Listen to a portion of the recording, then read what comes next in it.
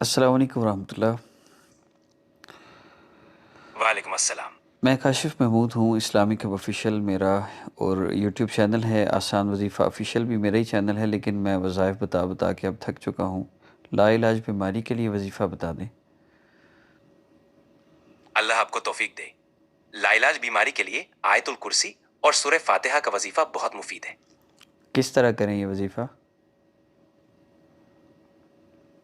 آپ آیت الکرسی کو روزانہ 3 بار پڑھ کر دعا کریں۔ مجھے وظیفہ سورہ فاتحہ کا بتایا ہے، تو اس میں بتا دیں کہ سورہ فاتحہ کا وظیفہ کرنے کے لیے کوئی شرائط ہیں؟ سورہ فاتحہ کا وظیفہ کرنے کے لیے کوئی خاص شرائط نہیں ہے، لیکن چند باتیں مد نظر رکھنا ضروری ہیں۔ اور نیت خالص ہو اور اللہ پر کامل بھروسہ ہو۔ 2.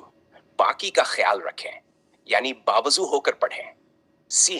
وظیفہ کسی بھی وقت کر سکتے ہیں، لیکن نماز کے بعد یا تہجد کے وقت زیادہ مؤثر سمجھا جاتا ہے۔ تسلسل اور دل جمعی کے ساتھ پڑھیں۔ آپ اسے 7 بار، 11 بار یا جتنی نیت ہو اس تعداد میں پڑھ سکتے ہیں اور اپنی حاجت کے لیے دعا کریں۔ صحیح، بہت شکریہ۔ آپ ان سب سے کہہ دیں میرے چینل کو سبسکرائب کر لیں، مجھے فالو کر لیں، لائک کر لیں۔